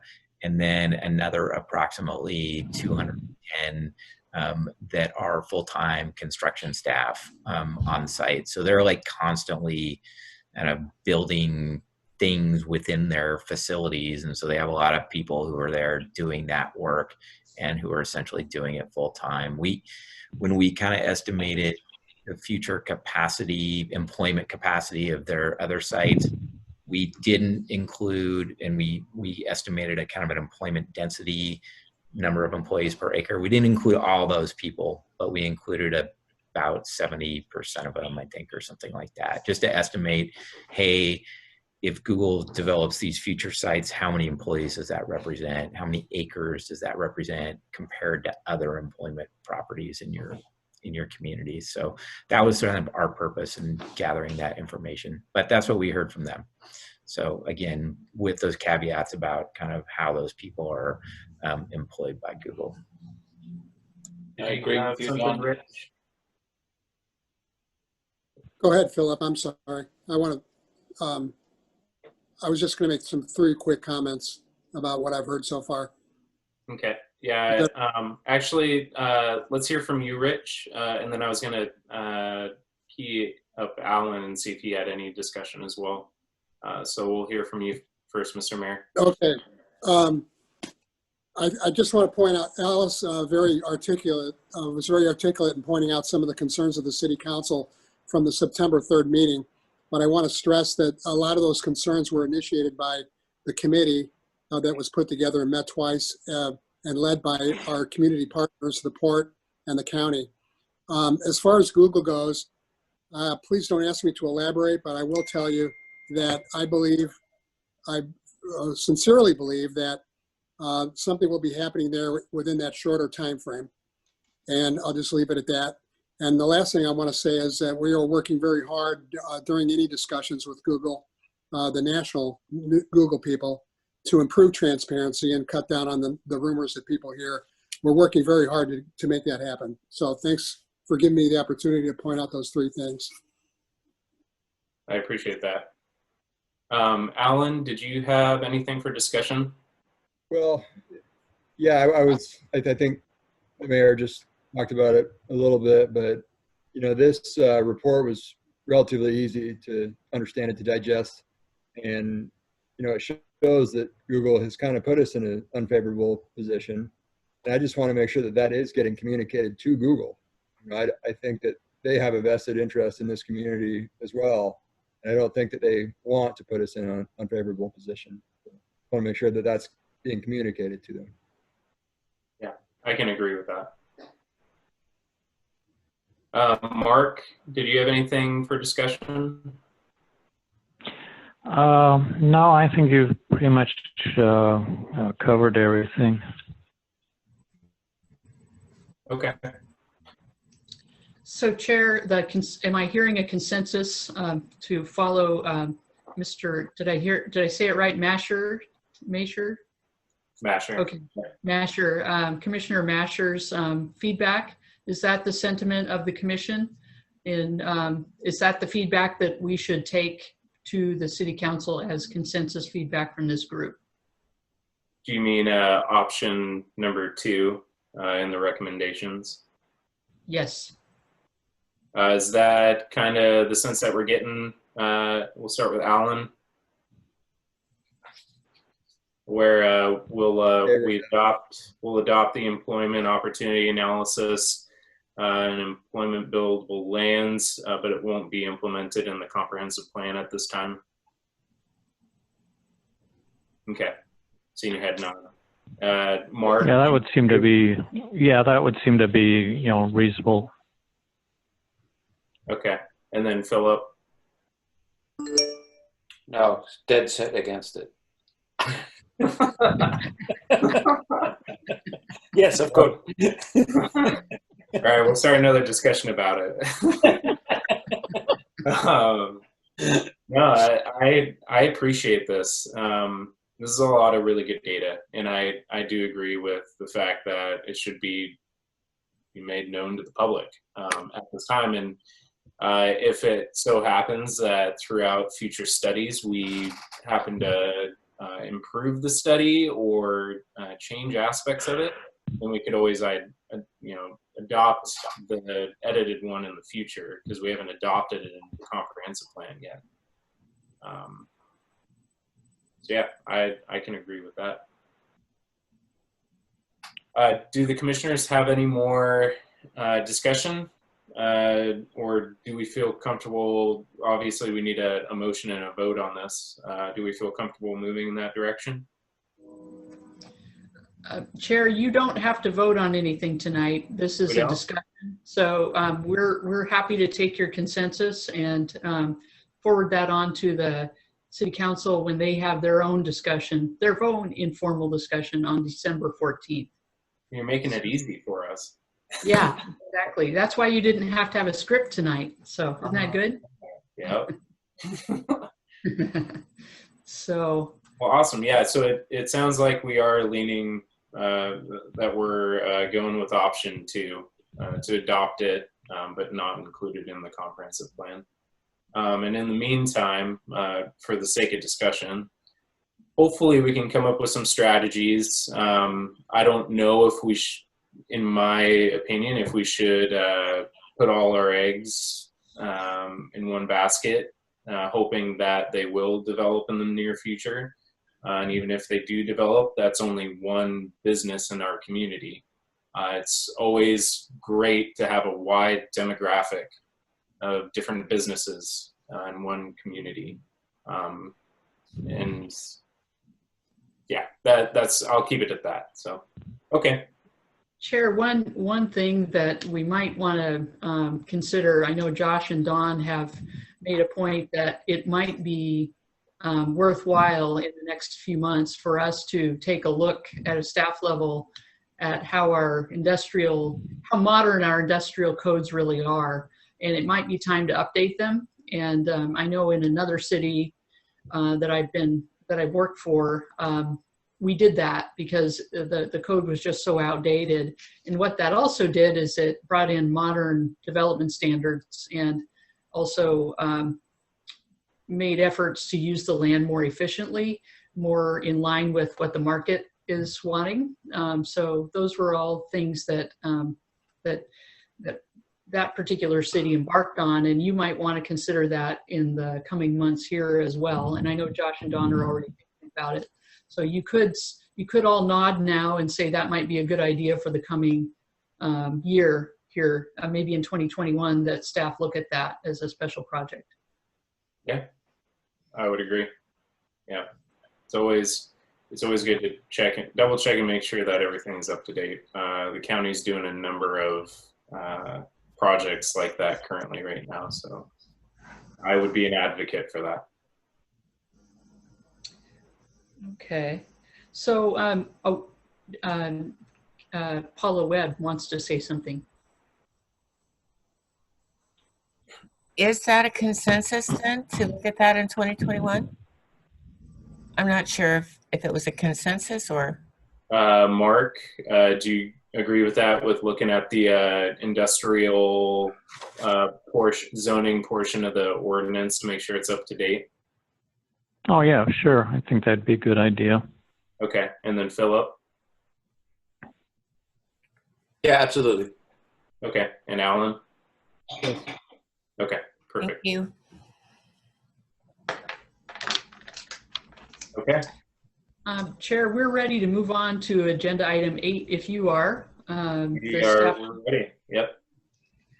Staff comments, project updates. We wanted to take this opportunity, and we'd love it if Matt Hasty stayed on the call on the Zoom meeting with us.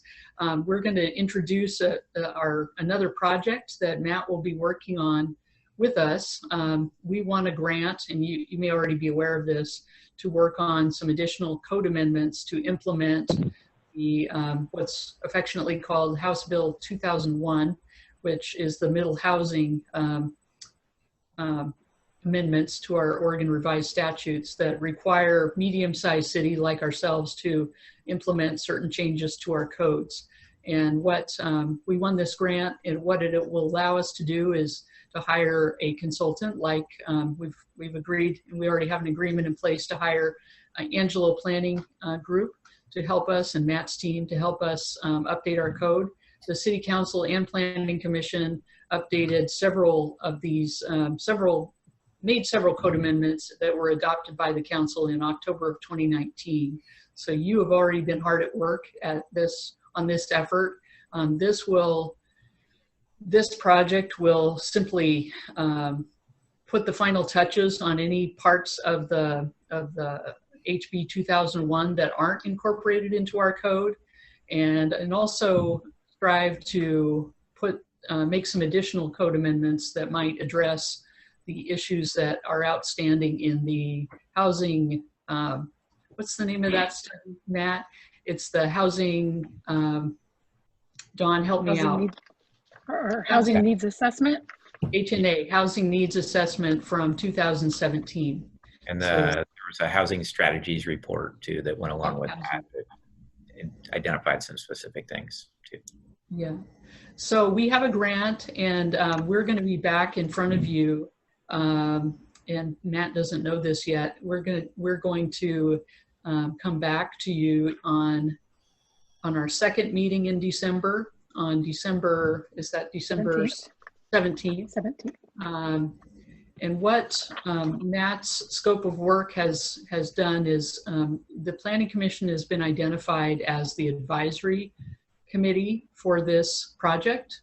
What we would also like to do is add 3 citizen members to this group to also serve as advisors. And Dawn's going to tell you who those, well, maybe we're not ready to tell you who those folks are, because I don't think they know yet that they've been volunteered for this. Yeah, they've been emailed. One has already told me yes, but the other 2 have not. So we probably shouldn't.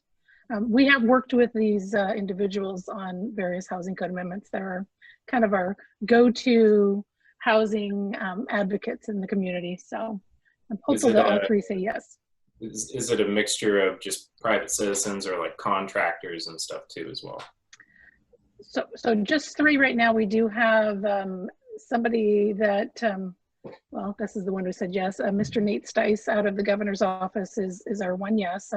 We do have somebody in the real estate world, and then somebody who's also involved with housing and housing development organization. Hopefully those other two will jump on board and join our, I have not received emails yet back, but I'm hoping they will. Great. So what'll happen is when we're discussing this and getting direction from you in a work session, they'll join the Zoom conversation. They're not officially, so what they won't be able to do is do what you are pointed to do when the time comes to make a recommendation formally in a hearing to City Council. They won't participate in that, though they can make public comment during the hearing at that time if they wish to. Okay. So, Dawn, I kind of stole your presentation. It's all right. Everything you said, I was like, great, she got paragraph 1, 2. So you made it through everything. The only thing I did is I provided a little more details in terms of the audit and kind of the work scope that Matt had provided us from Angelo Planning, that talked about a little bit of an overview of House Bill 2001, as well as what summary of the findings that they had found in terms of their audit, as well as what we as staff have provided.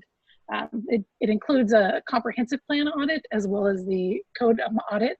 Matt and his group have already provided comments to staff, so we are actually working on our comments to get back to him by tomorrow at noon. And then we also are going to be taking a look at other middle housing standards, and the audit will be reviewed, like Alice stated, that they'll be by the management team, which will be staff and Angelo Planning, as well as representatives from the DLCD. We will also bring those proposed changes to the Planning Commission and our new advisory members on the December 17th meeting. So then following the advisory committee meeting, we'll begin drafting those amendments for the Dallas Development Code. And hopefully we're on a kind of a fast track because we do need to get this all done by the end of, or actually middle of June 2021. So Matt's got a pretty tight schedule for us and we're already a little behind. So apologies for that, but I'm not sure if there's anything more you want to add to that, Matt. Are we on a timeline due to the grant that we got? Two reasons. One is that in adopting House Bill 2001, the legislature established guidelines for when local governments have to adopt updates to their development codes in compliance with the state legislation. And you guys fall into the category of a medium city, and medium cities are required to comply by June 30th, 2021. So that deadline's just out there, 7.5 months away. And so that's one. And then two, there's a deadline on, the spending of the money in the grant. It's essentially the same deadline in terms of the June 30th, but they need to get their accounting in order. And so their deadline for us finishing our work is even a little earlier than the June 30th. It's somewhere between May 31st and June 15th. So that's kind of our deadline and for wrapping things up. So it's kind of a two-pronged deadline. Once legislature wants to administer the agency. Okay, sorry. And that's DLCD that's setting those timelines for us. Okay, and are they, I mean, we're gonna stay to schedule and we're gonna get it done, but you never know what could come up during the process, especially during a pandemic.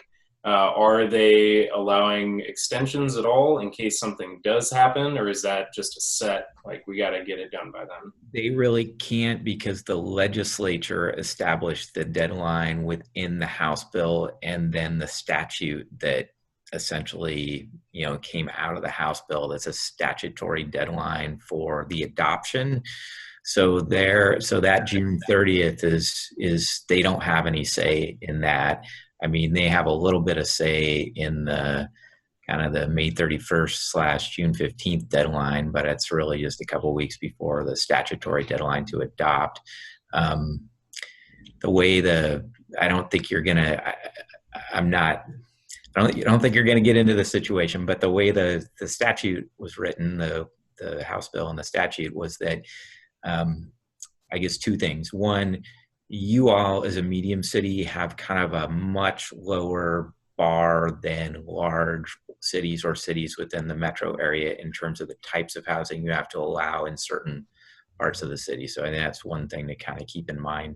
And then two, if cities do not adopt updates to their code in compliance with the House bill, then essentially the state would apply, and you would have to apply locally a model code ordinance that's being prepared at the same time.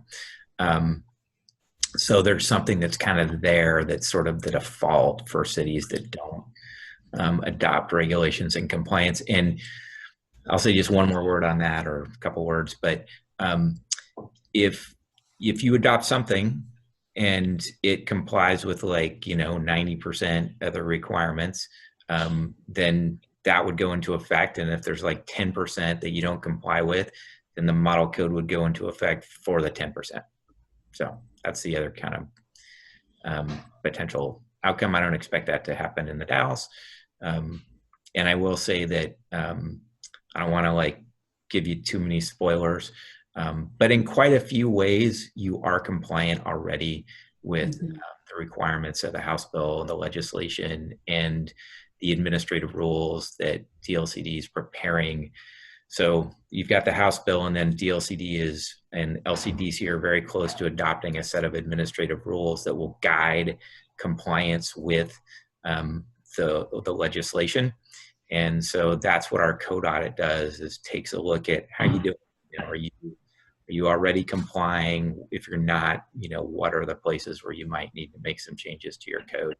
And I'd say in large part, but not in every case, you're in good shape. There are some places in your code where you're going to need to make some changes to be in compliance. So that's what we'll get to talk about in more detail in a few weeks. Yeah, and so the good news is we're well on our way. You did the heavy lifting back, and the council adopted several amendments in October of 2019 that put us well on our way, and we're in good shape. So when I talked to Matt about this earlier and about the tight time frame, I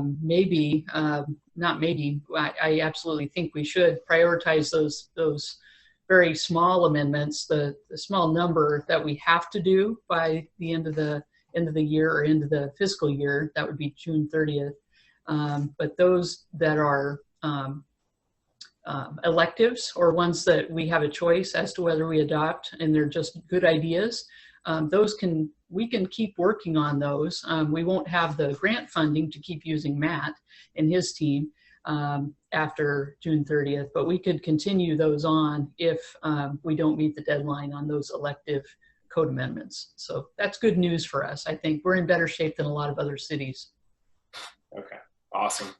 Yeah, and as we go through the process, that's kind of how we've kind of written the approach, is we'll parse out the things that are kind of, you need to do this in terms of consistency with the state requirements, and here's some other things that you could do, and we wouldn't recommend you have a motion for everything when you get to June, but more of a, here's a motion for the things you need to do, and the other stuff, take the time you need, so. Okay. All right. Was there anything else from staff? Chair, nothing more from me. Dawn, do we have anything else? I don't. I think we're good. So our next meeting, we know that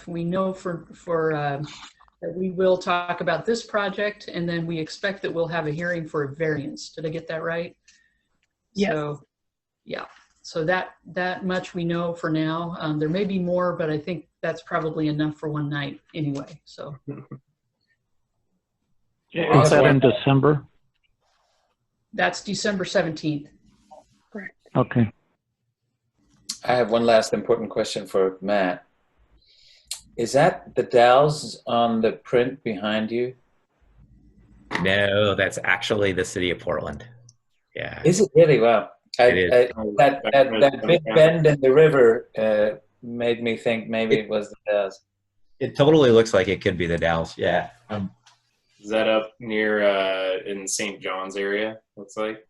No, it's pretty much like in the foreground is, and kind of on the left is downtown. It's hard to see. On that side. Oh, yeah. Yeah. It's from it's kind of looking from the West Hills towards the Willamette River, and then you can see Mount Hood out there in the far distance. I mean, if I can, you guys maybe can't, but when is it? It's from I can't remember the year. It's like 18 something. Yeah. So kind of a cool. So before we move into commissioner comments or questions, I'm going to bring up a point, and especially because I may be gone for the December 17th hearing. We don't have a vice chair currently. Currently, I'm the chair, and we don't have anyone as a vice. So if I'm gone in December, who would we have step in? Would it be appropriate, Chair, and I'm going to look to Paula and Dawn, would it be appropriate for them to entertain motions for and nominations for a vice chair now if they wanted to? I can't see any reason why not. I wish we had everyone here. In the past, they've wanted a full attendance before making a vote, but I don't know that there's anything that would preclude a vote. And there's no way to have a special meeting before then to accomplish that. So we don't have anything scheduled for the first meeting in December. I mean, I don't know. Okay. The second. I thought it was the third. That would be the December 3rd meeting. If I may make a suggestion, maybe it would make sense in my mind to look at the member of the commission who has the most experience and has been around the longest, which I believe would be Mark. And so I'd ask the question of you, Mark, is that something that you would be willing to entertain?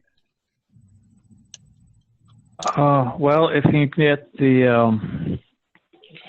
all the format and so forth to me, on paper, before then, so I can, run the meeting more or less competently. I'd be running it from the telephone, which might be somewhat of a challenge, but, I could give it a try. But I think the question is for a bit more than just running a meeting, Mark. The question is, would you be willing to step into a role as vice chair? Permanently, you mean? Until we have elections at the beginning of next year, right? Mm-hmm. So I get, it would be until then, Mark. Oh, for the rest of the calendar year? Yeah, and then at the beginning of the year, the commission will vote on whether we want a new chair or vice chair. Got it. Well, there'll only be one more meeting, I think, this year, the 17th, right? There wouldn't be any meetings after that? I don't believe so.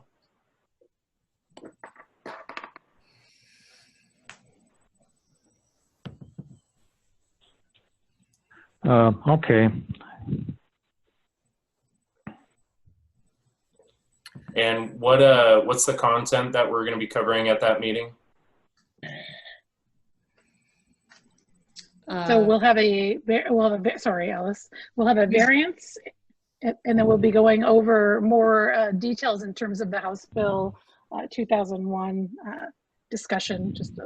We'll get kind of start our advisory group to discuss the changes that we're looking at making. Okay. Do you feel comfortable facilitating something like that over the phone, Mark? Well, I could give it a try. I don't know how well it's going to work, but yeah, I'll try it. Excuse me. Yep. If City Hall opens up, Alice, do you think it would be possible to get Mark into the conference room upstairs? I would have to check on that, but certainly it's something I can ask and we can check that out. Might be a possibility, and then I could set him up there, and I could do the Zoom from down here, that everyone could see him. So I'm assuming Well, we're we're doing going to this be on having. Zoom. Yeah, if we're doing this on Zoom, I could just as easily do that from the office. We won't need the conference room for that. No, you would have to stay separate from us. Sorry. Oh yeah. I mean, other end of the office, whatever. Or maybe in the boardroom there behind the office. Maybe a possibility. Yes, we can look into that. Alice, are we thinking about doing slideshows also, or having the PowerPoint presentation of some of the changes for code amendments at that meeting? Matt, are you going to have a PowerPoint? I would think so. I will likely have some kind of PowerPoint. Yeah, I will likely be sharing my screen because there's just enough information in there that I think I'd want you to see some of that rather than trying to do it all verbally and keep everything in your head. So yeah, I think I'd likely end up doing that. I won't have to use it all the time, it's like I didn't tonight, but yeah, I would probably do that. And Mark, this is just in case. I may not be able to attend. It's going to kind of depend on whether or not I have service where I'm at or not. But I'll be counting on you as backup just in case. So if okay. folks, if that's the direction the commission is leaning, I would like to hear a motion on that from someone. Or a nomination, at least. I think Philip kind of gave one, but maybe an official one. Sure, I'll do that. I'll nominate Mark to be the vice chair for the rest of the year. Okay. Do we want to vote on that? Excuse me, you'd have to close the nominations. Oh, yeah, okay, sorry. Do the commission members have any other nominations at this time? And I hear none. Okay, so I'm going to close the nominations and we'll vote. All those in favor of voting Mark Popoff as vice chair for the remainder of the calendar year, say aye and raise your hand. Aye. Okay. Mark, are you voting? Yeah, I guess it should be a yes. Thank you. Congratulations, Mark. Okay. That was all I had. I just wanted to make sure that we had someone as backup just in case. We've gotten through most of the year without a vice chair. I think, when did Sherry leave? I forget what month that was, but that was the last time we had a vice chair. So are there any commissioner comments or questions before we close out? Could I ask the three members of the staff to stick around after the meeting? I want to go over something with them. It has nothing to do with anything that was discussed tonight. It's another matter. Okay. Good. Dawn and Alice and Paula, thank you. Okay. I'm going to sign off and say thanks for having me tonight, and I will look forward to seeing Matt. you in a few Thank weeks. you, Matt. Thanks, All right. Matt. Really valuable information. Thank you. All right. Well, with that, I will adjourn the meeting. Have a good night, folks. Thank you. Okay, good Thanks, night. Brent. Bye, Okay. guys. Have a good weekend.